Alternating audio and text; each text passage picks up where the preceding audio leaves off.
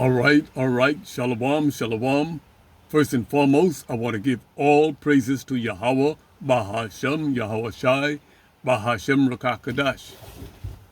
Double honors to the elders and the apostles of Great Millstone, and to the Achians who are out there pushing this truth for the edification of the body and for the building of the church. To you I salute. This is Brother Micaiah Ban Yasharala, okay? Coming to you with a brief lesson which is entitled The Redeemer, the Coming Redeemer, okay? And we're going to go first into the word redeem. And redeem is to gain or regain possession of something in exchange for payment, okay? To retrieve, to regain. And let me state that there must be an exchange for payment, okay? Payment must be exchanged, okay, in order for somebody to be redeemed, okay? And the payment that is exchanged for us is the blood of a Mashiach, okay? His blood is what he redeemed us with, okay? All right, biblically, Yahweh's act of freeing his people from bondage, whether from slavery, sin, or death, through a costly act of love, okay? Deliverance from sin, okay? Deliverance from captivity. We were delivered from sin by his blood, and we will be delivered from captivity by judgment, okay? All right? The next first precept will be Exodus 6 and 6. Let's go to Exodus 6 and 6. Salakia. And it states, Wherefore say unto the children of Israel, I am the Lord, I am the power, and I will bring you out from under the burden of the Egyptian, and I will rid you out of their bondage, okay? And I will redeem you with a stretched out arm and with judgment. The stretched out arm is his servant the prophet, okay? Because he will reveal his secret to his servant the prophet. Nothing happens on earth before the Most High informs his prophet, and then his judgment, okay, to the heathens, all right? All right.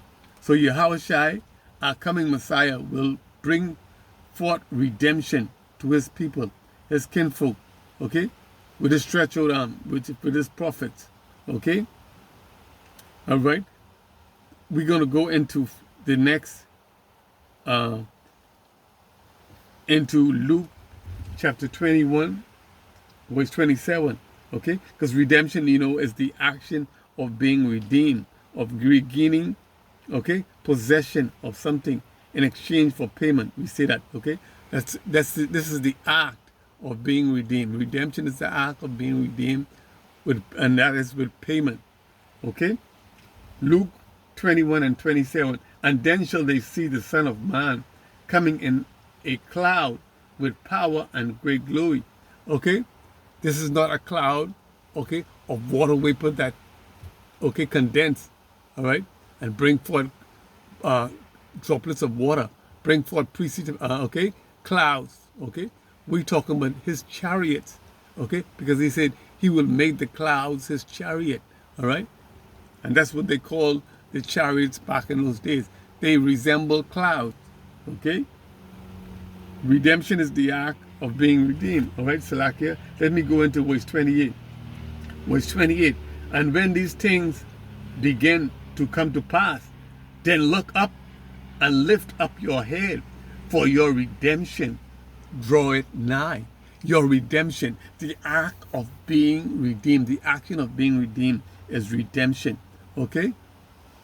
Okay, so redeem, okay, is to be regain possession of something or in exchange for payment, and then redemption is the action of regaining or gaining possession, okay, with it payment, all right? The next precept we're going to go into is Isaiah 47,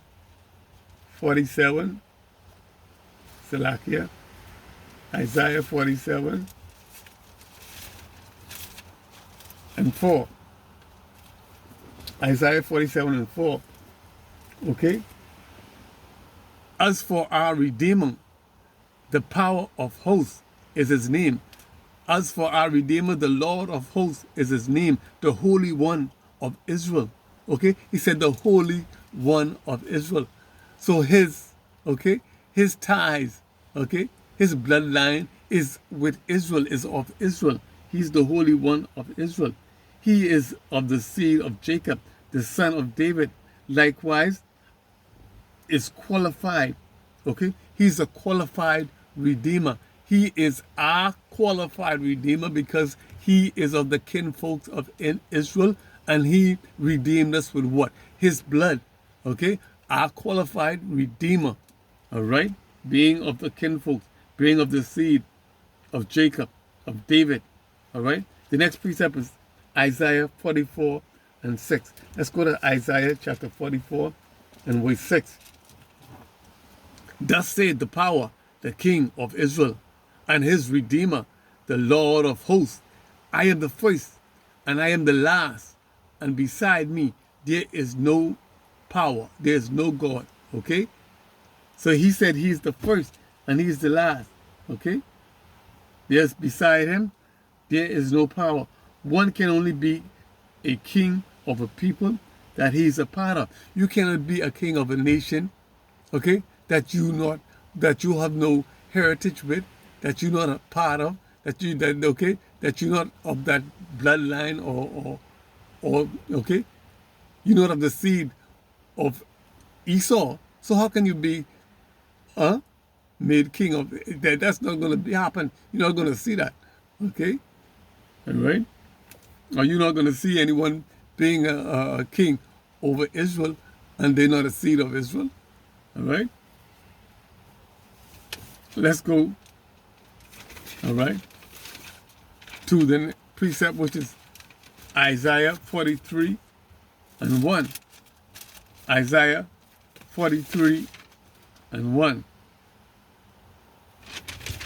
Okay? But now, thus said the power that created thee, O Jacob, and he that formed thee, O Israel. Fear not, for I have redeemed thee. I have called thee by thy name. Thou art mine. Okay? He said, fear not, for I have called thee by thy name. Thou art mine. Okay? I have redeemed thee with blood. Okay? We are saved from our sins. Okay? Because of his blood. All right? He sacrificed his blood. It's a black sacrifice. Blood payment. Okay? To save us from his sin. With his stretched out arm, he redeemed us. The voice of his prophet, his servant the prophet, okay, his kinsman, all right, going out and spreading this word, teaching this gospel, okay, for the building of the church, for the edification of the body, okay, warning Israel, the nation of Israel, okay, to depart from their sin, all right, to seek the God of Abraham, Isaac, and Jacob, and not the God of Esau, or the God of this world and this kingdom, and with judgment, he's going to bring fire and brimstone upon the nations, okay, to redeem Israel, his chosen people, okay? He's going to redeem Israel, okay? The chosen seed, okay? They're from the seed of Jacob, okay? The next precept we're going to go into is Job chapter 19, last precept, Job chapter 19 and 25. Job 19 and 25. For I know that my Redeemer liveth, okay, and that he shall stand at the latter day upon the earth, okay. I know that my Redeemer liveth, and he shall stand at the latter day upon the earth, okay. And these are the last days. And let's go to Job 19 and 14. My kinfolk have failed, and my familiar friends have forgotten me. Okay? That's the 2 thirds. Okay? And we in the latter days. All right?